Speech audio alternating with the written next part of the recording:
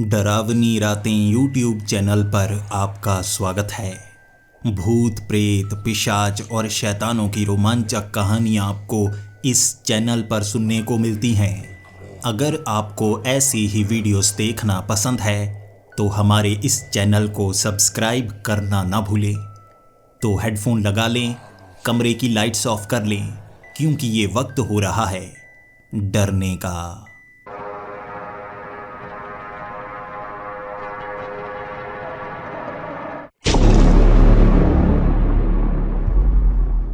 Hello दोस्तों, मेरा नाम तनवीर है और मैं मुंबई का रहने वाला हूँ। आज मैं आपको अपनी वो कहानी सुनाना चाहूँगा जो मेरे साथ बीती है, लेकिन कोई उस पर यकीन नहीं करता। मैं बचपन से ही अच्छे खासे घर में पला बड़ा। मेरे पिता बताते हैं वो बचपन में गरीब हुआ करते थे। जब वो मुंबई आए थे उन्हें पता तक नहीं था कि यहाँ पर वो काम क्या करेंगे, लेकिन थोड़ा काम करने के बाद उन्होंने जो रुपए जोड़े थे एक ऐसी जगह पर ज़मीन ली जो धीरे धीरे काफ़ी ज़्यादा महंगी होने वाली थी। और उनका दिमाग देखिए, वहाँ पर उन्होंने बनाई मिठाई की दुकान। उन्हें लगा करता था मुंबई बहुत बड़ा शहर है और यहाँ पर लोगों को अच्छी खासी स्वादिष्ट चीज़ें ही पसंद आएंगी, तो उन्होंने मिठाई की दुकान खोल ली। अच्छी अच्छी वो मिठाइयाँ बनाया करते थे और काफ़ी अमीर लोग, मशहूर लोग हमारी दुकान पर आने लगे, जिससे धीरे धीरे हम अमीर होते चले गए। लेकिन बचपन से ही मैंने देखा है, जब भी मैं उस दुकान पर जाया करता था कोई यकीन नहीं करता था कि मैं उनका बेटा हूँ, क्योंकि मेरे पिता हट्टे कट्टे थे, मेरी माँ भी हट्टी कट्टी थी। दुकान पर वो दोनों बैठा करते थे, मिठाइयाँ खाया करते थे, जिस कारण उनका शरीर तगड़ा हो गया। लेकिन मैंने हर कोशिश कर ली मोटा होने की, मैं पतला ही रहा। स्कूल में मेरे दोस्त मुझे तनवीर नहीं तलवार कहा करते थे। मैं बिल्कुल तलवार की तरह पतला था, इतना पतला कि मुझसे शायद कोई और पतला हो ही नहीं सकता। बिल्कुल जैसे छोटे छोटे तनों जैसी मेरी बाजू, मेरी टांगें भी पतली थी और उन पर कपड़े भी लहराया करते थे। लेकिन मैं कोशिश तो हर कर रहा था मोटा होने की, मोटा हो ही नहीं पा रहा था और कोई यकीन कर ही नहीं पा रहा था कि मैं उनका बेटा हूँ जिनकी सबसे मशहूर मिठाई की दुकान है। और इसीलिए बचपन से ही मैंने देखा दुख दर्द, दोस्तों के सामने बेइज्जती। स्कूल में सब मेरा बहुत ज़्यादा मजाक बनाया करते थे। मैं अकेला अकेला सा रहने लगा था।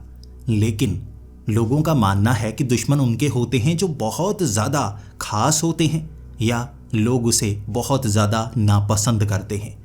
मैं तो ऐसा कुछ भी नहीं था, फिर भी लोग मुझे पसंद नहीं करते थे, मुझसे नफरत करते थे। मेरे दुश्मनों की संख्या ज़्यादा थी। इसका कारण था मेरा पतलापन।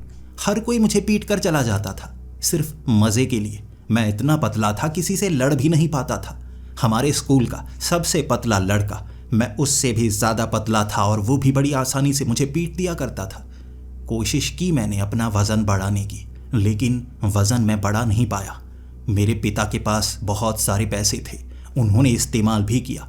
अच्छी अच्छी दवाइयाँ ला कर दी, उन्होंने ऐसे बड़े बड़े डिब्बे ला कर दिए जो बॉडी बिल्डर खाते हैं। लेकिन मेरे शरीर पर किसी चीज़ का असर नहीं हो रहा था और डॉक्टर ने भी कह दिया तुम्हारा शरीर स्वस्थ है, बस तुम पतले हो।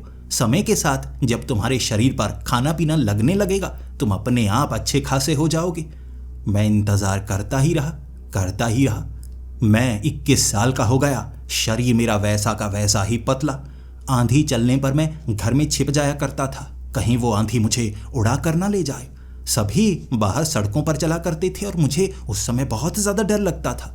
और ऊपर से मैं डिस्कवरी चैनल पर हमेशा टॉर्नेडो की वीडियोस देखता रहता था। वो ऐसी वीडियोस हुआ करती जिसे देखकर मुझे डर लगता। अगर मैं टॉर्नेडो में फंस गया शायद किसी और देश में पहुंच जाऊंगा। वो हवाएं पता नहीं मुझे पतंग की तरह कहाँ पर ले जाएं। वो डर धीरे धीरे बढ़ता जा रहा था और मुझे नापसंद करने वालों की भी संख्या बढ़ती जा रही थी। और कॉलेज में मेरा एक ऐसा दुश्मन जिससे मैं इतनी बार माफ़ी मांग चुका था, पाँव पड़ चुका था। मेरे स्कूल का किसी समय बस कुछ दिनों का दोस्त जो बाद में मेरा दुश्मन बन गया और हमेशा मुझे तंग करता। मैं उससे कहता भाई मुझे माफ़ कर दे, तेरे बारे में कुछ कहूँगा नहीं, तेरी तरफ देखूँगा तक नहीं। बेवजह वो मेरी बेइज्जती करता, मुझे पीटता, और हमेशा कहता कि मैं पूरी ज़िंदगी तुझे जलील करता रहूँगा। मैंने उससे पूछा, मैंने तेरा क्या बिगाड़ा है? उसने कहा, कुछ नहीं, बस तुझे आसानी से पीटा जा सकता है। अगर तू बचना चाहता है तो आ लड़। 2 बार लड़ने की कोशिश की थी मैंने, और वहाँ उसके कई दोस्त थे, 10-10 दोस्त थे उसके। वो एक पॉलिटिशियन का बेटा था, लेकिन वो 10 मुझे हाथ तक नहीं लगाते थे। उनका डर था वो हाथ लगाएंगे, मैं मर ना जाऊं और उन पर कोई मर्डर केस ना पड़ जाए। बस वो लड़का अकेला पीटा करता था, और वो भी हल्के हाथों से। लेकिन मैं इतना पतला था, वो हल्के हाथ भी मेरे लिए वजनदार होते। एक झापड़ से मैं बेहोश हो जाता और आधा घंटा मेरे चेहरे पर पानी मारने के बाद भी मुझे होश नहीं आता। मैं उनसे बदला लेना चाहता था, लेकिन बदला ले नहीं पा रहा था। और वहाँ मेरी एक ऐसी दोस्त बनी जो हरियाणा से आई हुई थी। एक लड़की इतनी तगड़ी हो सकती है, मुझे तो पता ही नहीं था। वो लड़कों से लड़ा करती थी, और 2-3 लड़के भी अगर उसे परेशान करें, वो अकेली उन्हें बगलों में पकड़कर इस तरह से पीटती कि मेरा दिल उस पर आ गया था। कमाल की लड़की है, अगर वो लड़की मुझे पसंद करे तो पूरी जिंदगी वो मेरी सुरक्षा कर सकती है। और वो दिखने में भी बहुत सुंदर थी। बहुत सारे ऐसे लड़के थे जो उस पर ट्राई किया करते थे, और मैं तो सबसे पीछे ही था।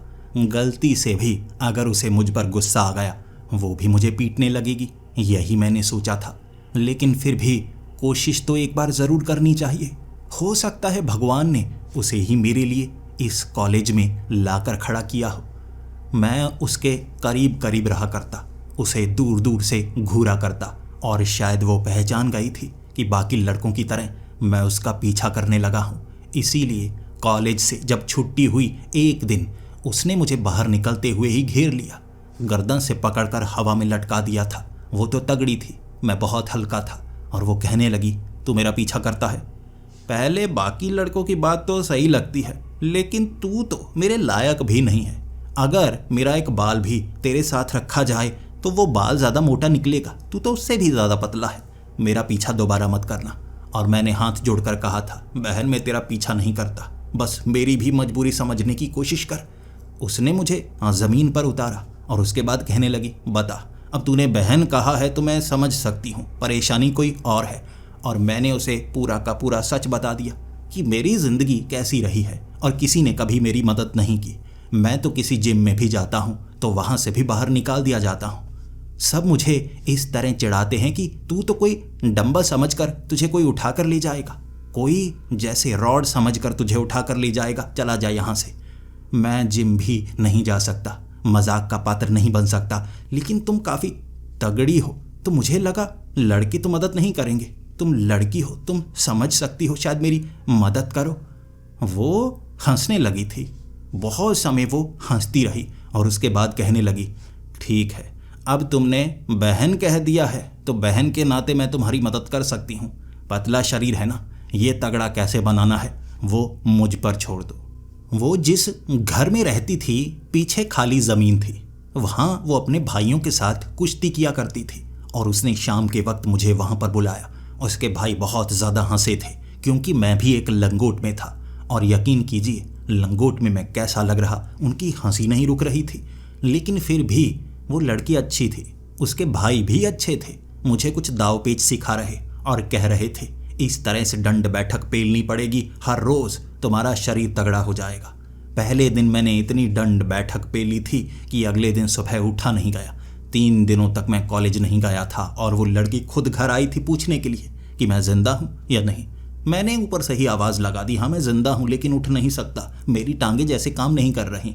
अगले 2 दिनों तक मेरी टांगें काम नहीं की थी, थकी थकी सी लग रही। लेकिन कुछ दिनों बाद मैं सही हुआ और दोबारा कॉलेज पहुँचा।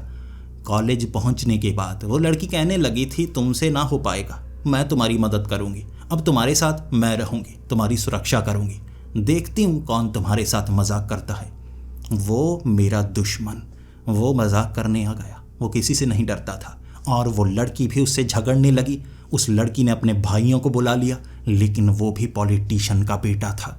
उसने इतने लड़के बुलाए कि वहाँ भीड़ लग गई, और उस लड़की के भाइयों को भी पीटा गया, उस लड़की को भी पीटा गया, और वो कंप्लेंट तक दर्ज नहीं करवा पाई।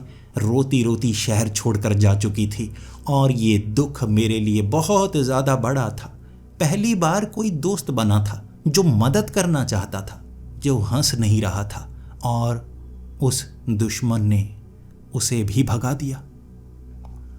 फिर मुझे लगा था अब मुझे बदला लेना होगा। इस तरह से मैं जिंदगी नहीं जी सकता। उस लड़के से बदला लेना ही होगा, भले ही वो पॉलिटिशियन का बेटा हो, लेकिन मुझे कुछ ना कुछ करना है।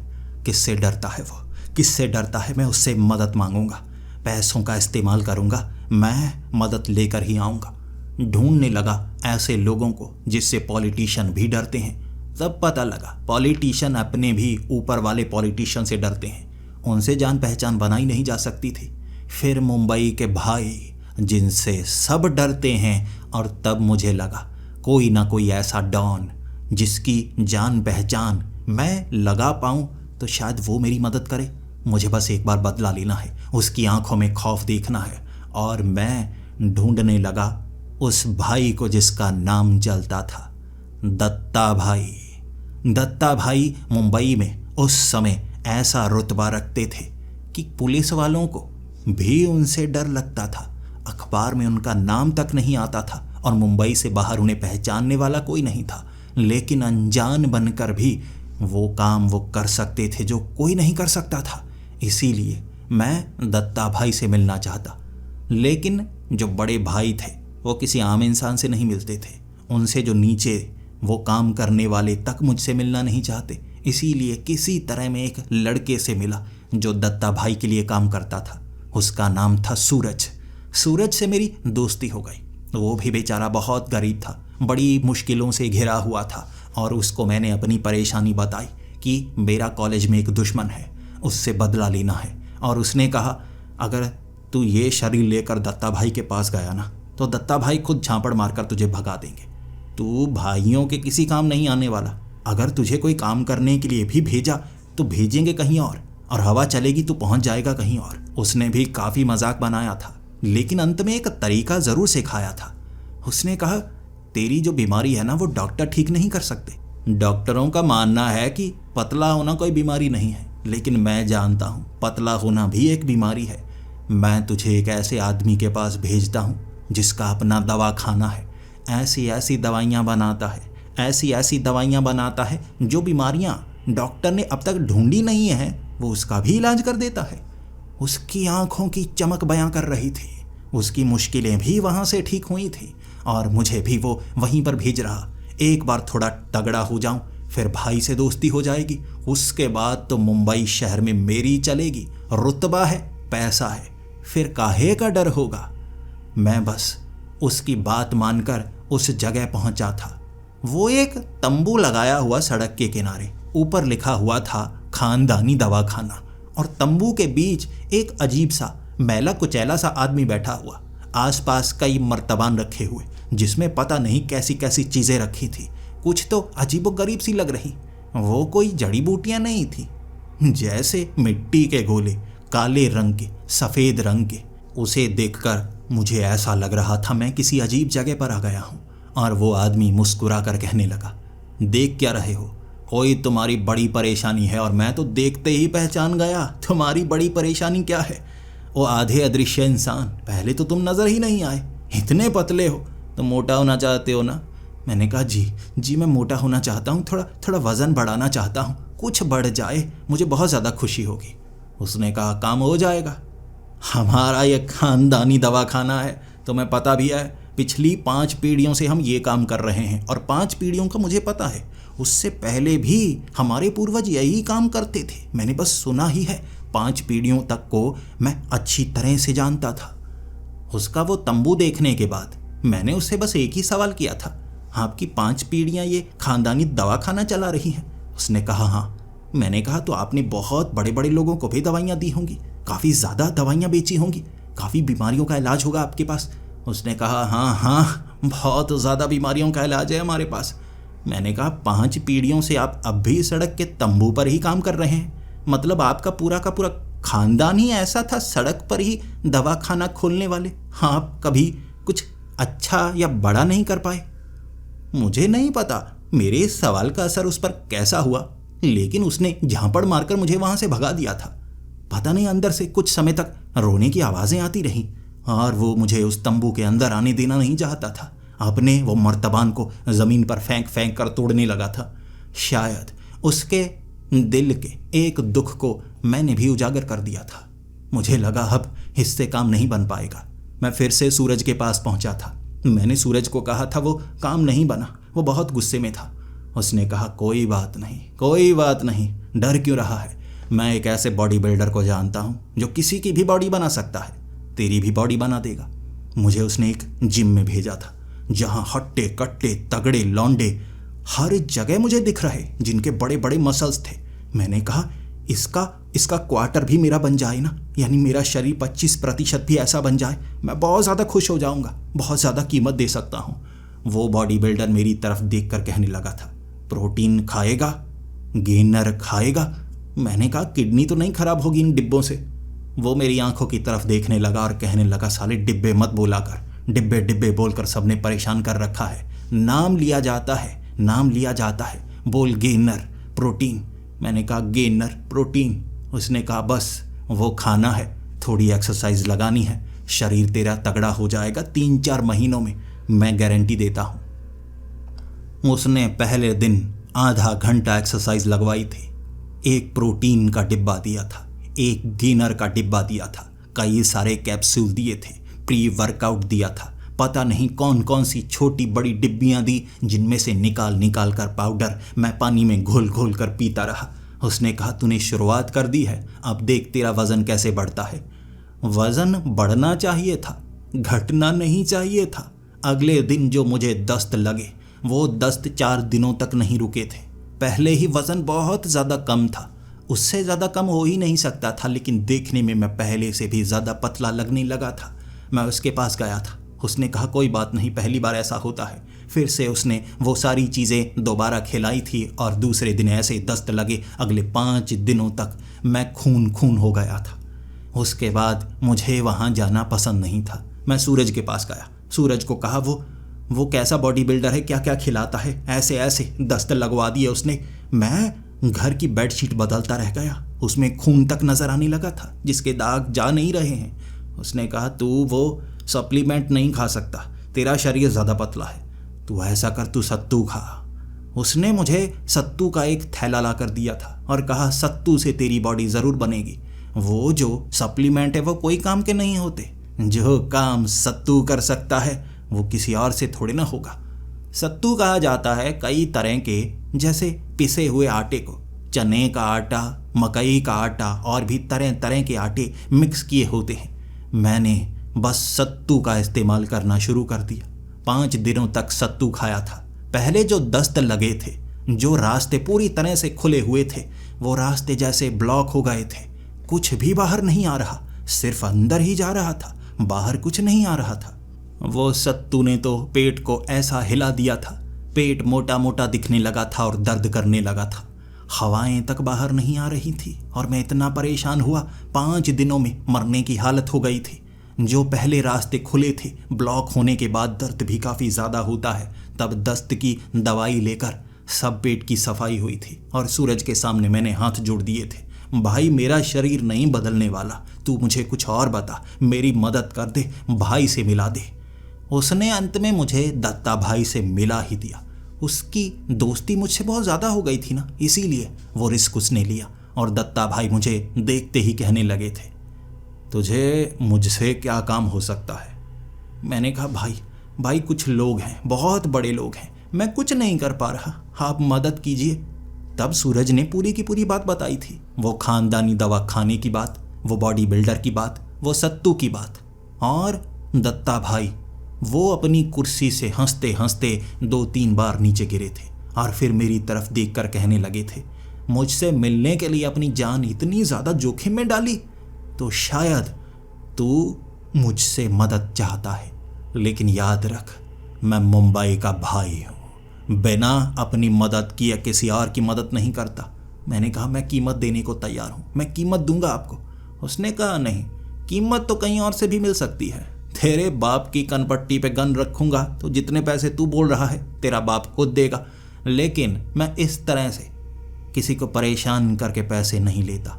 काम के बदले काम करवाता हूँ और तुझसे मुझे नहीं लगता मुझे पैसे रुपए कुछ लेने चाहिए, लेकिन मैं तेरा काम कर सकता हूँ अगर तू वादा करे तुझे भी मेरा काम करना होगा। एक ऐसा काम जो कोई हिम्मत वाला कर सकता है, बड़े शरीर वाला नहीं कर सकता।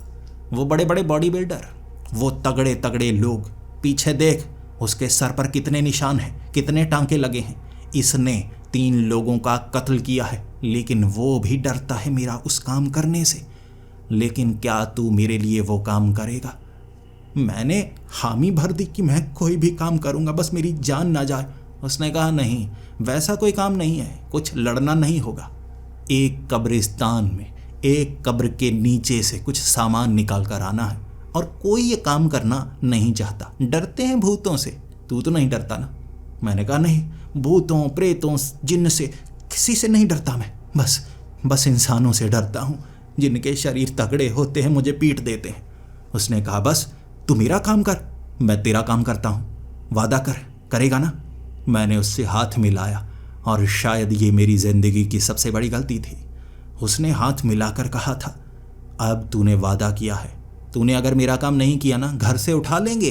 देख पीछे कितने लोग हैं, 100 लोग थे, सभी के सभी ऐसे कटे फटे से, शरीर पर निशान, बदमाश थे सब बदमाश, शार्प शूटर तक थे उसके पास। उसने कहा बस पहले देख मैं तेरा काम कैसे करता हूँ। अगले दिन मैं कॉलेज में, मेरी आंखों के सामने 100 लोग आए थे बंदूकें राइफल लेकर, और उन्होंने मेरे उस दुश्मन को, वो लड़का पॉलिटिशियन का बेटा, उसे घसीट घसीट कर जो पीटा। वहाँ उसके साथी थे 25, उनको भी ऐसे पीटा और अंत में उसे बिना कपड़ों के कॉलेज में दौड़ाया। प्रिंसिपल भी डरता था, वो दत्ता भाई के आदमी थे, सब डरते थे। पॉलिटिशियन खुद डरता था। वहाँ कॉलेज में आकर माफ़ी मांग कर गया था और उन्होंने मुझसे माफ़ी मंगवाई थी उसके बाप से। तब मुझे ऐसा लगा कि मुझसे ज़्यादा शक्तिशाली इंसान कोई नहीं।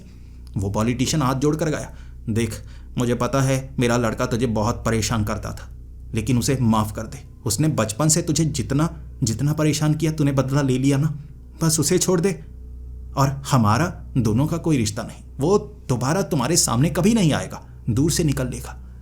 मैंने सर हिला दिया, छोड़ दो, माफ़ कर दो। मेरा दिल जैसे दया से भरा था, मैंने उसे माफ़ कर दिया। उसने नज़रें तक नहीं उठाई, वो समझ गया था मेरी जान पहचान दत्ता भाई तक है।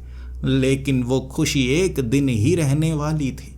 अगले दिन दत्ता भाई के लोगों ने घर में घुसकर मुझे उठाया था, सीधा दत्ता भाई के पास लेकर गए और दत्ता भाई ने कहा, काम करवा के तू वापस यहाँ आया ही नहीं, हमारा काम नहीं करना तुझे। मैंने उसको कहा, दत्ता भाई वो मैं खुशी मना रहा था ना, इसीलिए आ नहीं पाया। दत्ता भाई हंसते हंसते कहने लगे, खुशी अभी क्यों मना रहा है, हमारे साथ मना, हम करते हैं पार्टी, हमारा भी काम कर दे। तेरा काम हो गया, हमारा काम हो जाएगा। मैं करूँगा पार्टी, क्या खाना है बता, पहले आज रात वो काम कर दे। अब मुझे उस कब्रिस्तान की कब्र के नीचे से वो सामान निकाल कर आना था। मुझे नहीं पता वो सामान क्या होने वाला था। दत्ता भाई ने कहा था कीमती चीज़ें हैं, सोने की, ईमान तो नहीं डोल जाएगा। मैंने कहा, दत्ता भाई ईमान क्या डोलेगा, जिंदगी सबसे ज़्यादा कीमती होती है ना। वहाँ अरबों खरबों का सामान हुआ, वो भी आपके सामने पूरा ला पाऊँगा, बस मैं उठा पाऊँ, ज़्यादा वज़न वाला ना हो। उसने कहा, कोई बात नहीं, समय लगा लेना, बाहर तक छोड़ देना, मेरे आदमी खुद उठा लेंगे, लेकिन वहाँ से सामान ले आना। मैं खुशी खुशी वो काम करना चाहता था। दत्ता भाई से दोस्ती का मौका कौन नहीं चाहता। दत्ता भाई का एक ऐसा काम जो बाकी नहीं कर सकते, और ऐसा काम जिसमें किसी को मारना नहीं है, पीटना नहीं है, धमकी नहीं देनी, मैं ऐसा काम करूँगा, खुशी खुशी करूँगा। उस रात उस कब्रिस्तान में मुझे एक गाड़ी से फेंक कर छोड़ा गया था। उन्होंने गाड़ी इतनी तेज़ भगाई थी जैसे यहाँ खतरा बहुत ज़्यादा हो। मुझे डर था पुलिस वाले पकड़ तो नहीं लेंगे। दत्ता भाई ने कहा था, पुलिस वाले वहाँ तो हम भी नहीं जाते, हम खुद डरते हैं वहाँ जाने से, तू पुलिस की बात कर रहा है। मुझे वो बात समझ नहीं आई थी, लेकिन जब कब्रिस्तान में मैंने पैर रखा था, आसपास हवाएं चलने लगी थी। ऐसा लग रहा था ये कब्रिस्तान अजीब सा हो। पेड़ हिलने लगे थे और उस कब्रिस्तान की वो बहुत ऊंची दीवार फांदने में मुझे परेशानी हुई। उसी वक्त मुझे लग रहा था एक ऐसा कब्रिस्तान है जिसे चारों तरफ से बंद किया गया है, गेट भी नहीं लगाया गया। ऐसा कौन सा कब्रिस्तान है जिसे बीच में शहर के छिपा कर रखा गया है? शायद इस कब्रिस्तान में कुछ ना कुछ ऐसा तो होगा जिससे सब डरते हैं। मैं वहां पहुंच गया। इतनी ऊंची दीवार को फांदा था मैंने। कोई भी और होता तो दीवार की दूसरी साइड छलांग लगाकर अगर गिरता तो उसकी टांग टूट सकती थी। 12 फुट ऊंची वो दीवार। लेकिन हल्के होने का एक फ़ायदा है, आप हवा में उड़ते उड़ते ज़मीन पर लैंड करते हैं। मैंने भी वैसे ही लैंड किया था। वहाँ पैर रखते ही मुझे उस नक्शे में साफ साफ दिख रहा वो कब्र कहाँ होगी। लेकिन वहाँ इतनी सारी कब्रें थीं और वक्त था 10 बजे का। मैं कांपता कांपता वहाँ पर जा रहा था। मुझे ये पता नहीं कि ये काम रात को ही क्यों करना है। मुझे दत्ता भाई ने बताया था दिन के वक्त वो चीज़ ढूंढी नहीं जाती, गायब हो जाती है। रात के वक्त ही निकलती है और रात के वक्त ही उसे निकाला जा सकता है। तो मैं कब्रों के ऊपर से निकल रहा। वो कब्रें हिल रही थी। ऐसा लग रहा था नीचे मोटर लगाई हो। मैं तो यही सोच सकता था ना, भूत प्रेत थोड़े ना होते हैं। मैंने ये सोच रखा था कि वैसे ही सब डरे हुए हैं, भूत नहीं होते। लेकिन वो कब्रें हिल रहीं। हर बार मुझे झूठा झूठा एहसास सा हो रहा। लेकिन एक कब्र से जब हाथ निकला मेरी चीख निकल गई थी। कब्र फाड़ कर एक मुर्दा जैसे बैठ गया था और उसने मेरी टांग पकड़ने की कोशिश की। मैं पीछे की तरफ भागा। मैं तेजी से भाग रहा और वहाँ कई कब्रें अपने आप फटने लगी थीं। कब्रों से हाथ निकलने लगे और वो मुर्दे थे, अजीब से गले हुए, कुछ तो सिर्फ हड्डियों के ढांचे जो मुझे पकड़ना चाहते थे। मैंने उस दीवार पर चढ़ना शुरू कर दिया। लेकिन तभी मुझे याद आया, अगर मैंने ये काम नहीं किया, बाहर पहुंचते ही दत्ता भाई के आदमी गाड़ी से आएंगे, मुझे उठाकर लेकर जाएंगे। और साफ साफ दत्ता भाई ने कहा है, कब्रिस्तान में अंदर जाने के बाद बाहर सामान लेकर ही निकलना, भले ही पहले छोटा सा लेकर निकलना, लेकिन खाली हाथ मत निकलना। उसके बाद मैं ना सिर्फ खाली हाथ रहूँगा बल्कि वो मारकर मेरे शरीर से आत्मा भी बाहर निकाल देंगे। इसीलिए मैंने वो कड़वा घूंट भरा था। उस कब्रिस्तान की दीवार पर चढ़ने से खुद को रोका और फिर से ज़मीन पर आ गया। वो मुर्दे मुझे पकड़ना चाहते, चारों तरफ से घेर कर। लेकिन पतले होने का एक और फ़ायदा है, उनका निशाना सही नहीं लग रहा। चारों तरफ से मैं घिरा हुआ था, लेकिन फिर भी वो मुर्दे अपने हाथ से मुझे पकड़ना चाहते। कभी किसी और की बाजू हाथ में आ जाती तो कभी किसी का सर हाथ में आ जाता। वो आपस में ही लड़ने लगे थे। मैं तो बीच से उनकी टांगों से निकल गया। वो एक दूसरे को ही खींचते रह गए, सोचते रह गए। यानी पतले होने का फ़ायदा यहाँ हो रहा है मुझे। ये अजीब जगह है, भूतिया जगह है। मुझे वो कब्र तक जाना है, सामान निकालना है और खिसक जाना है। ये सोचकर मैं उस कब्र के ऊपर था। बड़ी मोटी कब्र, ऊपर रखा पत्थर और मेरा दिमाग घूमने लगा। पत्थर की बात नहीं हुई थी। इतना भारी पत्थर कैसे उठाऊंगा मैं तो यही मर जाऊंगा। इतना भारी पत्थर मैं नहीं उठा सकता। लेकिन उस दत्ता भाई ने कहा था, उस कब्र को खोदने में तुम्हें मुश्किल नहीं होगी, बहुत आसान है। कब्र तो आसानी से खुद जाएगी, बस ऊपर हाथ रखना, जैसे खुद ब खुद जगह बनेगी। मैंने उस पत्थर के ऊपर हाथ रखा और वो कब्र अपने आप बीच से फट गई। पत्थर इधर उधर बिखर गए और उसके बीच से अजीब सा एक आदमी निकला। नीले रंग का आदमी था जिसके सर पर एक चोटी थी, भयानक सी आंखें और उसके कानों के पास छोटे छोटे सींग नीचे की तरफ बिल्कुल जैसे भैंसे की तरह थे और उन पर आग भी लगी हुई। और वो नीले रंग का अजीब सा जिन्न लग रहा था। मैंने कहानियाँ सुनी है, ये जिन्न ही लग रहा। अम्मी बताया करती थी, कब्रिस्तान सुनसान जगह पर जिन्न जिन्नात रहते हैं जो इंसानों को खाने की कोशिश करते हैं। लेकिन वो जो जिन्न था वो भी काफ़ी ज़्यादा हैरान सा। वो मुझे पकड़ नहीं रहा, बार बार आंखें मलता जा रहा और उसके बाद वो बोला, ओ पारदर्शी इंसान, क्या हो तुम? सच में पतले हो या मुझे नजर नहीं आ रहे? कैसी चीज हो तुम? मैं अपने शरीर की तरफ देख रहा और मुझे लगा मेरी कमजोरी का मैं फ़ायदा उठा सकता हूँ। भले ही मैं पतला हूँ, शरीर से कमज़ोर हूँ, लेकिन दिमाग से बहुत ज़्यादा तेज़ हूँ। मैं उसे कहने लगा, तुम सपने में हो, तुम सपने में हो, सो जाओ, सो जाओ, तुम सपने में हो। वो भी आंखें मलता रहता और कहता, कमाल है, बिल्कुल सब कुछ सच सच सा लग रहा है।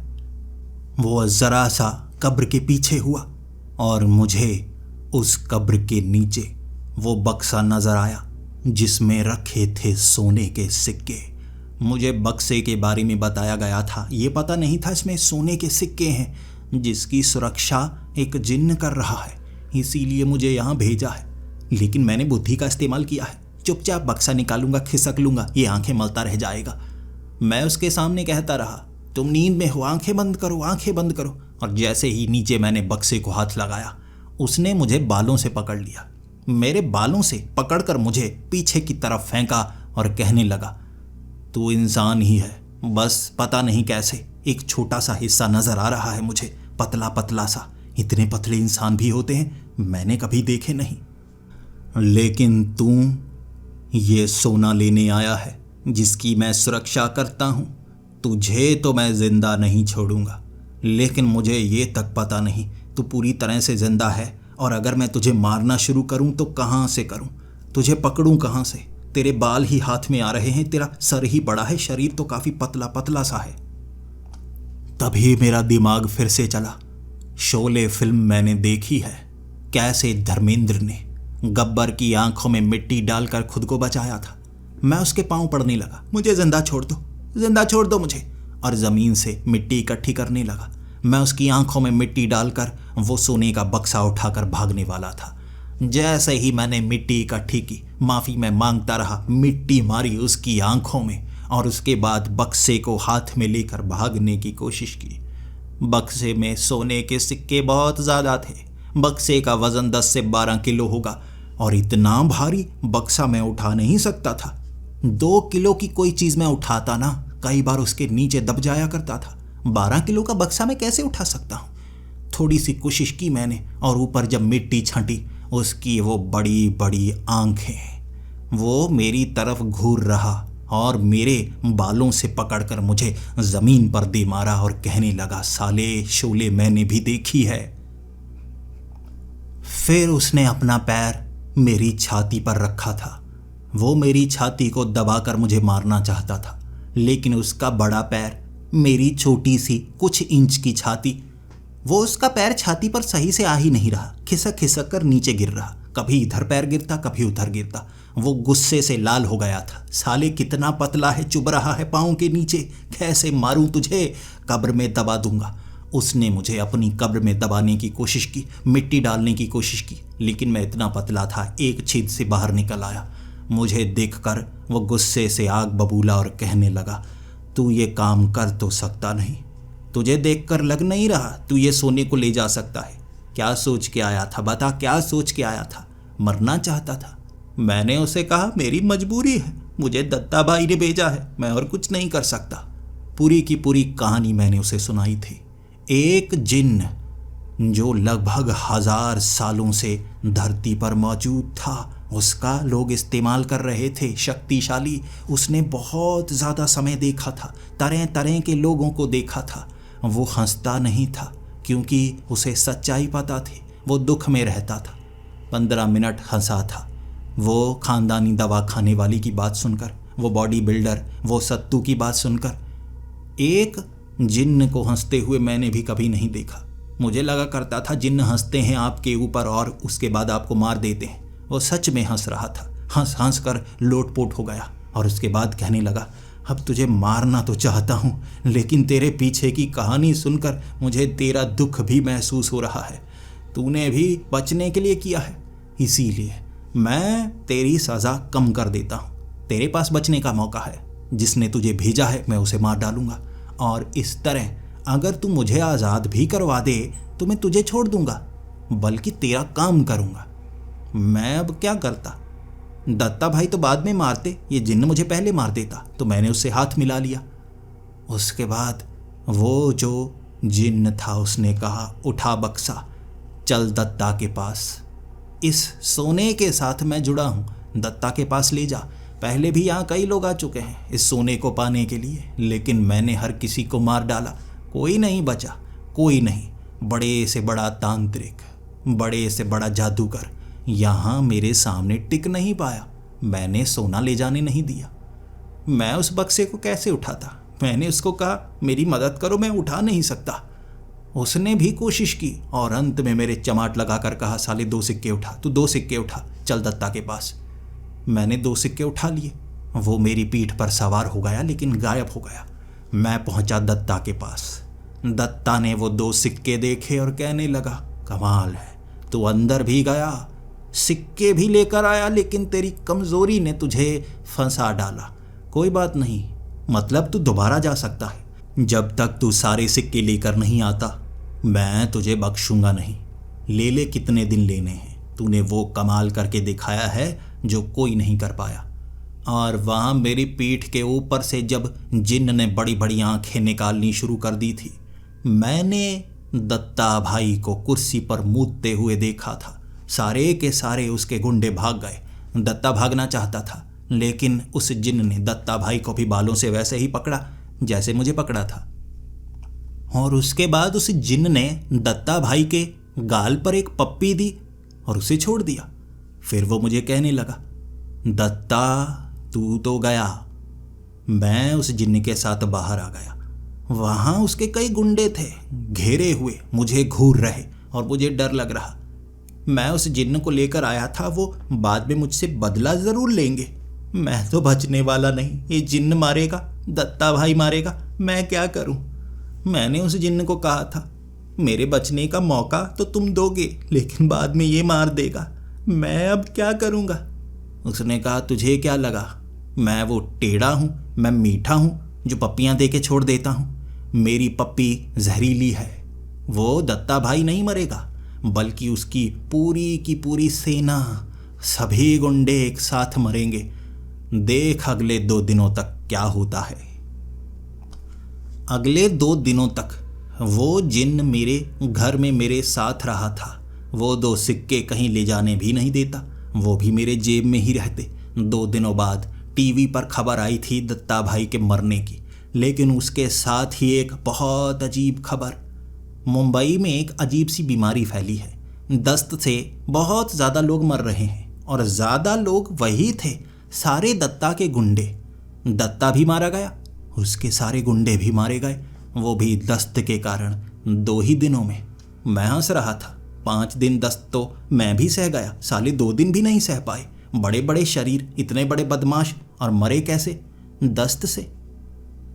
और उसकी अगली ही सुबह मुझे उस जिन्न ने कहा था तेरा काम हो गया, सज़ा भी मैंने दे दी, अब तेरे बचने के लिए तुझे मुझे आज़ाद करना होगा। और फिर उसने मुझे जो कहानी सुनाई वो और ज़्यादा खौफनाक थी।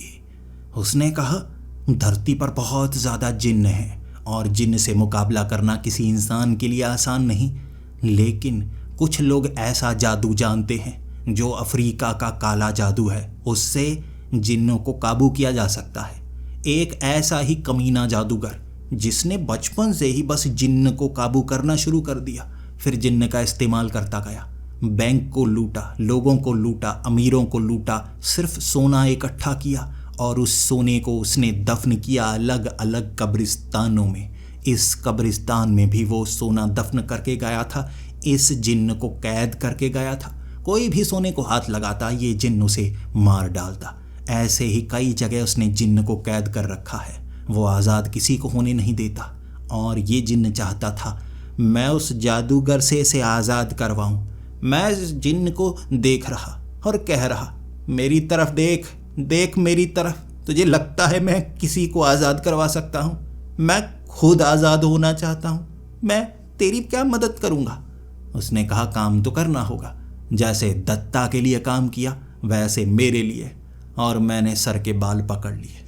मुझे समझ क्या रखा है इन्होंने, जो काम कोई नहीं कर पाता वो मुझसे करवा रहे हैं। मैं तो वो काम भी नहीं कर पा रहा जो सब कर लेते हैं, इन्हें मैं कोई सुपरमैन लगता हूँ। मैंने उस जिन्न के सामने हाथ जोड़े थे। मुझे माफ़ कर दे, मैं मारा जाऊँगा, मैं मारा जाऊँगा। वहाँ इतना बड़ा जादूगर जो जिन्न तक को नहीं बख्शता, मुझे क्या छोड़ेगा? तब उस जिन्न ने हंसते हंसते कहा था तू बस अपने कपड़े उतार कर जाना, तुझे कोई देख नहीं सकता, तू इतना पतला है, तुझे कोई देख नहीं सकता। अगर वहाँ किसी ने तुझे देखा भी, किसी पेड़ से लिपट जाना। सामने से देखने में ऐसा लगेगा कोई छिपकली पेड़ से लिपटी हुई है, कोई तुझे पहचानेगा नहीं। मैं रो रहा था, लेकिन वो जिन्न हंस रहा था। उसे मुझ पर यकीन था। लेकिन उस जंगल में वो जादूगर कैसी कैसी शक्तियां संभाले हुए था, मुझे अब जानने को मिलने वाला था। मैं अब उस जंगल में था और मुझे उस जिन्न ने कहा था कि मैं सामने नहीं आऊँगा, मैं तेरी मदद नहीं कर पाऊँगा, तेरे पास ही छिपा रहूँगा ताकि मुझे कोई पहचान न सके। अगर उस जादूगर ने पहचान लिया कि मैं तेरे आसपास हूँ, वो मेरे साथ तो कुछ बुरा करेगा ही, तेरे साथ ज़्यादा बुरा करेगा। इसीलिए चुपचाप उससे वो चीज़ करना जिसके बाद मैं आज़ाद हो पाऊँगा। मुझे उस जादूगर के पास एक इंसानी खोपड़ी मिलेगी और वो इंसानी खोपड़ी मैं जैसे ही पकड़कर उसको तोड़ डालूँगा, जिन्न आज़ाद हो जाएगा और उसके बाद ये जिन्न शक्तिशाली होगा। अगर वो जादूगर दोबारा ऐसे कैद कर गया तो उसके बाद वो इसका इस्तेमाल कर सकता है, लेकिन उससे पहले ये आज़ाद होगा। और मुझे पता है ये जिन्न सोच रहा होगा आज़ाद होते ही वो भाग निकलेगा। शायद मेरी वो मदद करे या ना करे, लेकिन मुझे बचने के लिए ये काम तो करना ही था। मैं उस जंगल में था और मुझे पता था यहाँ जादूगर मुझे पहचान सकता है। जैसा उस जिन्न ने कहा था, मैं तो नीचे एक लंगोट पहने, ऊपर मैंने कुछ नहीं पहना था। और जब उस जंगल में कई काले कपड़े वाले लोग देखे मैंने, उन्हें देखते ही मैं पहचान पा रहा था वो सभी जादूगर थे। वो सभी या तो जादूगर ही थे या जादूगर के साथ काम करने वाले लोग होंगे। मैं बस समझने की कोशिश कर रहा, पूछ रहा उस जिन्न से, लेकिन वो जिन्न ने कोई जवाब नहीं दिया। वो तो बहुत ज़्यादा डरा हुआ था। अचानक से जब मैं उन लोगों का पीछा करने लगा, मुझे लगा उस जगह पर जाने का सबसे आसान तरीका तो यही होगा ना। जंगल के बीच में वो खास कब्रिस्तान में रहता है और उस कब्रिस्तान को ढूंढना सबसे ज़्यादा मुश्किल होता है। आसपास जिन्न की फौज छोड़ रखी है उसने और वो जिन्न किसी को भी मार सकते हैं। तो मैं उन जादूगरों के पीछे पीछे छिपता छिपता जैसे बस उस कब्रिस्तान तक जाना चाहता था। वो 3 जादूगर थे काले कपड़ों के अंदर। मुझे नहीं पता था वो कितने शक्तिशाली हैं, कहीं वो बड़े जादूगर जितने शक्तिशाली तो नहीं। लेकिन जैसे जैसे मैं पीछा करता गया, उन्हें पता लग गया कोई उनके पीछे है। जैसे ही एक पत्ते पर मैंने पैर रखा था, वो पत्तों के हिलने की आवाज़ के साथ तीनों घबरा कर रुक गए और पीछे मुड़कर देखने लगे। वो कहने लगे थे कोई हमारा पीछा कर रहा है, जल्दी से चारों तरफ देखो, कोई हमारा पीछा कर रहा है। मुझे जैसा उस जिन्न ने बताया था, मैं एक दीवार से जाकर चिपक गया। आंखें बंद कर ली मैंने और देखा मैंने एक वो जादूगर मेरे पास से गुजर गया और कहने लगा, यहाँ कोई नहीं है, यहाँ कोई नहीं है, यहाँ तो एक बिल्ली थी, वो बिल्ली गई है, यहाँ कुछ और है, पता नहीं एक छिपकली है जो एक पेड़ से चिपकी हुई है, पता नहीं कैसी पतली सी छिपकली है ये कहकर वो जादूगर आगे चला गया। मुझे विश्वास हुआ जो उस जिन्न ने कहा था, लेकिन मैं समझ नहीं पा रहा था ये मेरे बचने के लिए एक चीज़ है जिस पर मैं खुश हूँ या ये बेइज्जती वाली बात है।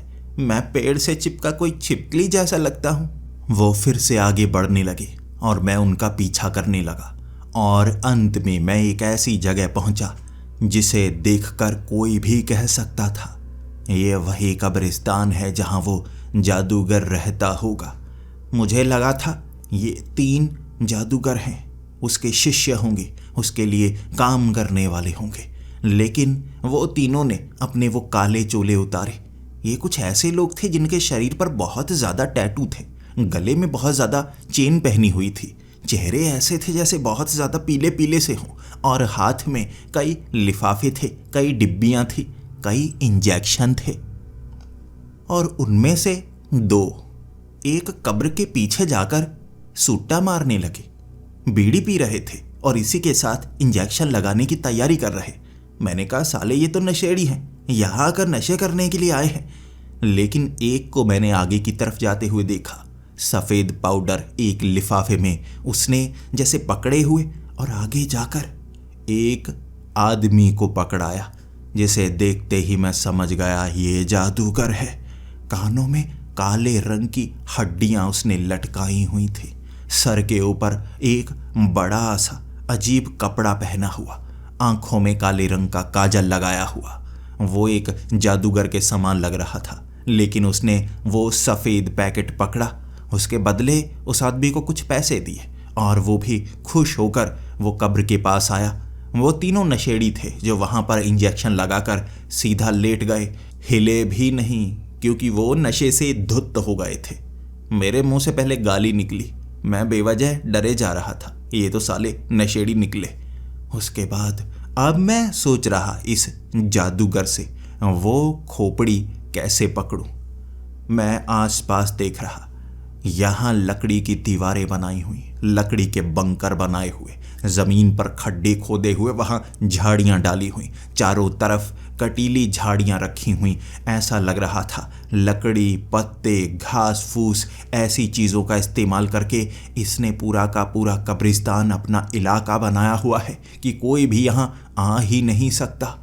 बाकी घने जंगल से दूर था ये इलाका, बंजर सा, लेकिन इन झाड़ियों, इन घास फूस से ऐसा लग रहा जैसे कोई यहाँ छिप भी जाए तो बाकी डर कर इससे दूर ही रहेंगे। मैं उन झाड़ियों के बीच से निकल रहा था, उन सूखी लकड़ियों के बीच से निकलते निकलते आगे वाले उस इलाके में पहुंचा। आगे बड़ा सा घर था और उस घर को देखते ही मैं समझ गया, वहाँ इंसानी खोपड़ियाँ पड़ी थीं, ढेर सारी खोपड़ियाँ एक के ऊपर एक लगाई हुई, जैसे इलाके को बनाया गया हो ये उस जादूगर का इलाका था कि कोई भी यहाँ आए इंसानी खोपड़ी देखकर डर जाए, घबरा जाए और यहाँ से दूर भागे। वहाँ कई गोल पत्थर भी पड़े थे जिस पर मैं पाँव रखता और फिसल जाता। वैसे ऐसे पत्थर ज़्यादातर पहाड़ों में पाए जाते हैं। मैंने 2 पत्थर उठा लिए, भले ही छोटे छोटे उठाए थे, लेकिन मुझे लगा अगर और कुछ कर नहीं पाया तो इन पत्थरों का ही इस्तेमाल करूँगा। मैं जब उस बड़े घर के करीब गया था ना, वो लकड़ी का घर, मैंने देखा एक तरफ वो जो जादूगर था ना, ज़मीन पर उसने वो सफ़ेद पाउडर बिछाया हुआ और नाक से खींचने की कोशिश कर रहा। मैंने कहा ये कैसा जादू है, ये कैसा जादू है जो नशेड़ी इस्तेमाल करते हैं और ये भी कर रहा है। बड़ा जादूगर कैसे हुआ, ये तो साला नशेड़ी निकला। लेकिन जैसे ही उसने वो सफ़ेद पाउडर खींचा, बार बार ऊपर की तरफ सर करके वाह वाह वाह वाह कर रहा था, अचानक उसकी नज़र मेरी तरफ भी पड़ गई और खड़ा होकर कहने लगा, ये कैसा जिन है, पक्की बात है ये जिन है, अजीब सा, मुझे आधा क्यों नज़र आ रहा है। मुझे लगा उसने मुझे देख लिया। जो जिन को काबू कर लेता है वो तो मुझे आसानी से मसल डालेगा। वो मेरी तरफ भागने लगा और उसके पास एक लाल रंग का कपड़ा था। वो लाल रंग का कपड़ा उसने अपने सर पर लपेट लिया, हाथ में खोपड़ी लिए वो खोपड़ी उसने छोड़कर मारी।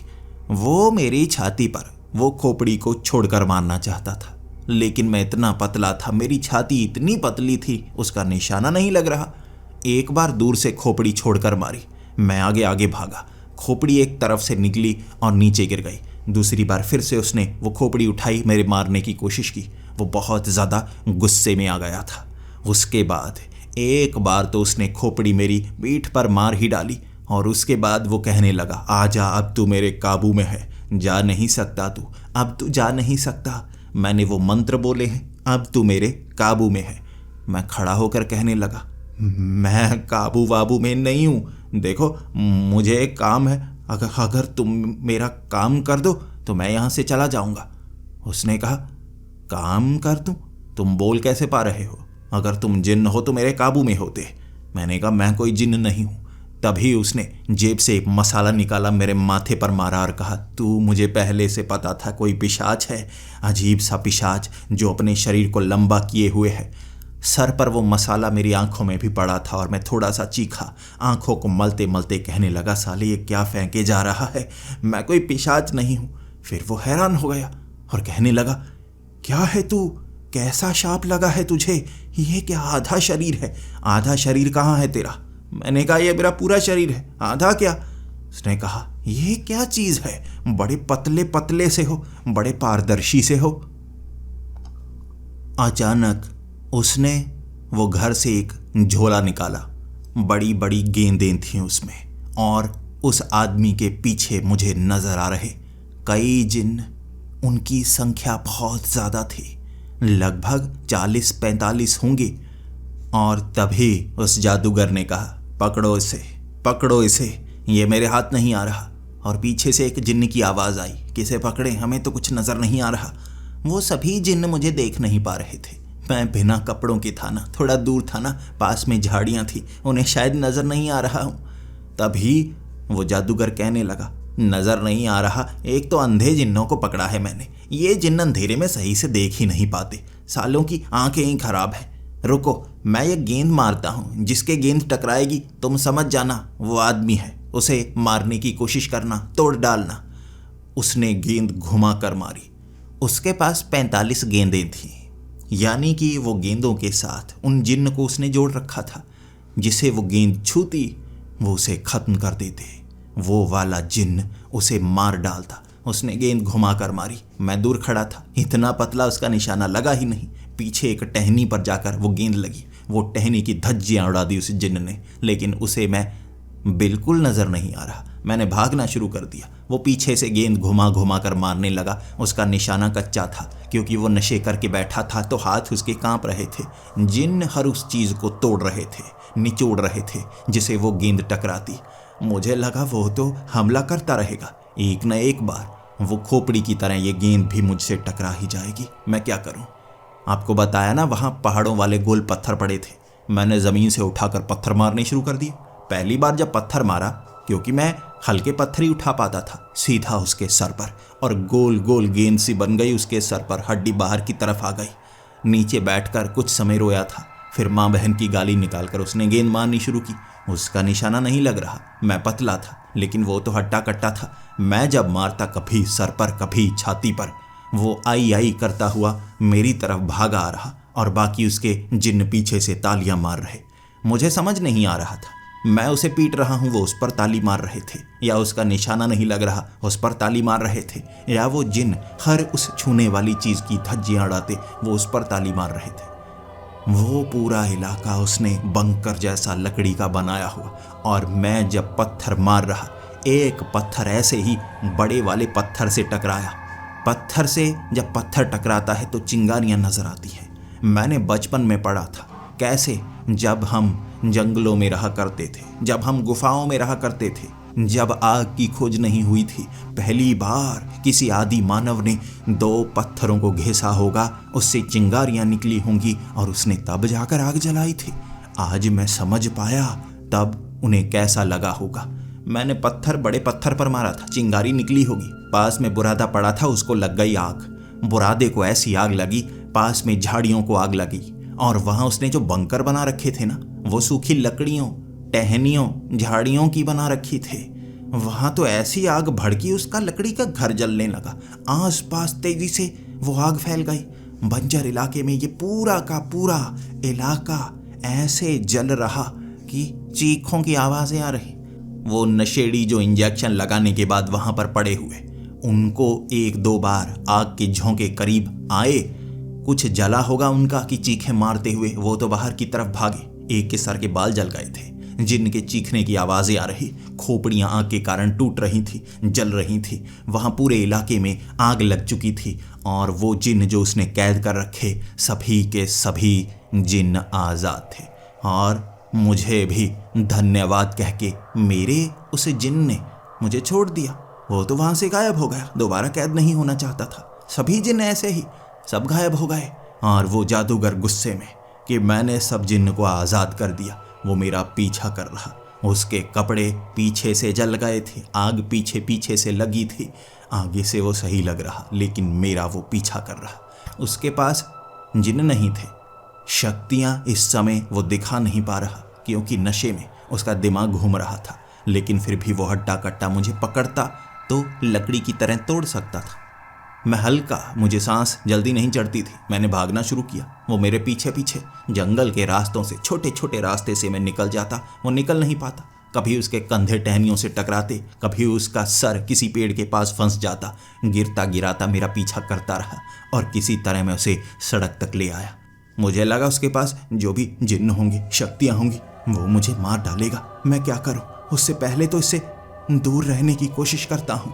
मैं भागा चीखता चीखता, और वहाँ कमाल की बात, पुलिस वाले 3 खड़े थे रोड में गाड़ी लगाकर। वो ऐसे बाइक वालों को रोक रहे थे जो बिना हेलमेट के निकल रहे, उनके चालान काटना चाहते थे।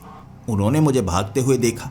वो कह रहे क्या हुआ, और दूर से आंखें मल रहे। मैं समझ पा रहा था वो मुझे देख नहीं पा रहे थे। मैं काफ़ी ज़्यादा पतला हूँ ना, उन्हें लग रहा ये क्या आत्मा सी उड़ी आ रही है।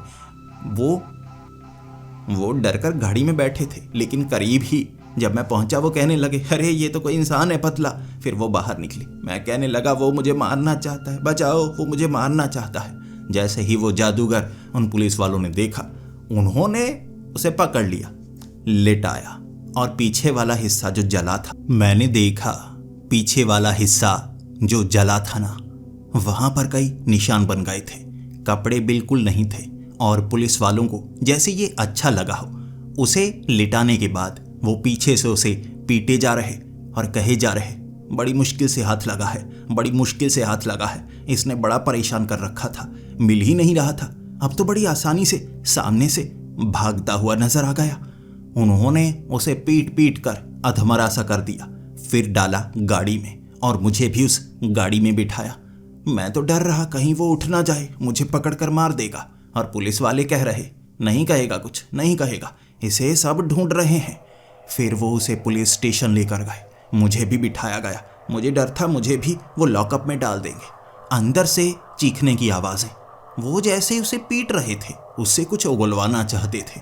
और लगभग 2 घंटे वहाँ बैठने के बाद कई बिस्किट मुझे खिलाए गए, मेरे सामने मिठाई वाली चीज़ें रखी गई, कई चीज़ें रखी गई, और सब कह रहे थे ये बेचारा मरने वाला था, देखो उसने क्या हाल कर दिया, खिलाओ इसे, कुछ खिलाओ, मर ना जाए, डॉक्टर को बुलाओ। मैंने कहा, ऐसी बात नहीं है, मैं ऐसा ही हूँ। वो ये बात सुनकर कह रहे, तुम्हारे दिमाग पर असर पड़ा होगा, तुम्हें अस्पताल लेकर जाते हैं, कहीं तुम मर ना जाओ, देखो कितने सूख गए हो। वहाँ डॉक्टर को बुलाया गया, मुझे अस्पताल ले जाया गया, ग्लूकोज लगाए गए, और मैं उन्हें कह रहा, नहीं नहीं कुछ नहीं हुआ है। लेकिन फिर भी मुझे वहाँ 1 दिन रखा गया। मेरे माँ बाप भी आए थे और सब मेरी बहुत तारीफ कर रहे। मैंने पकड़वाया था एक ऐसा चोर, एक ऐसा आदमी जिसने कई जगह लूटपाट की वारदात अंजाम दी थी। किसी को समझ नहीं आता था कैसे वो लूटपाट कर दिया करता, जैसे हवा में उड़ता हुआ आता। कई लोग उसे एक जिन्न माना करते थे और उसके साथ कई आदमी अदृश्य रहा करते थे, लेकिन मैंने उसे पकड़वा दिया था बड़ी आसानी से, और इस तरह मुझे इनाम भी दिया गया और उसे जेल में डाला गया। बहुत ज़्यादा पीटा भी गया, और बाद में जब वो पुलिस वाले मेरी तरफ देख रहे, वो कह रहे थे, तुम तो वैसे के वैसे ही हो, तुम पर तो कोई असर पड़ा ही नहीं, हमें लगा था तुम्हें किडनैप करके रखा होगा। उसके बाद उसकी उस जगह पर पुलिस वालों ने मेरे साथ आकर तलाशी भी ली थी। वहाँ सोने के कई गहने मिले, सोने की कई चीज़ें मिली, खोपड़ियाँ जली हुई। वहाँ पर उन्होंने देखा था कई ऐसी चीज़ें पड़ी जो नशीली थी। वहाँ वो नशा तस्करी करने लगा था। शायद कुछ नशेड़ियों ने उसे भी नशे की लत में लगा दिया, जिस कारण वो इतनी बुरी तरह से फंसा था। इस तरह इस मुसीबत से बचकर मैं दोबारा अपने पिता की मिठाई की दुकान पर बैठने लगा था। कुछ दिनों बाद मुझे लगने लगा मैं जो चाहता था वो कर तो पाया। मेरा अब कोई दुश्मन नहीं है, कोई परेशान नहीं करता, क्योंकि अब पुलिस वालों से जान पहचान काफ़ी बढ़ गई थी, मेरा नाम काफ़ी ज़्यादा हो गया था। लेकिन बीच बीच में सोचने लगा, मैं जाऊं कब्रिस्तान में, वो वाला जिन्ना आज़ाद हो चुका है, कुछ सिक्के वहाँ से निकाल सकता हूँ, 10-12 किलो सोना है। लेकिन मैं किसी मुसीबत में पड़ना नहीं चाहता था, और मेरे पिता के पास कोई पैसों की कमी थोड़े ना थी, हम काफ़ी अमीर थे। मैं बस दोबारा मुसीबत में नहीं फंसना चाहता था। इस तरह इस बात को मैंने अपने सीने में बसाए रखा। मेरी जिंदगी पहले जैसी चलने लगी थी, लेकिन एक दिन मुझे 5 जिन अपनी छत पर नजर आए हंसते हुए। मैं उन्हें देखकर डर गया।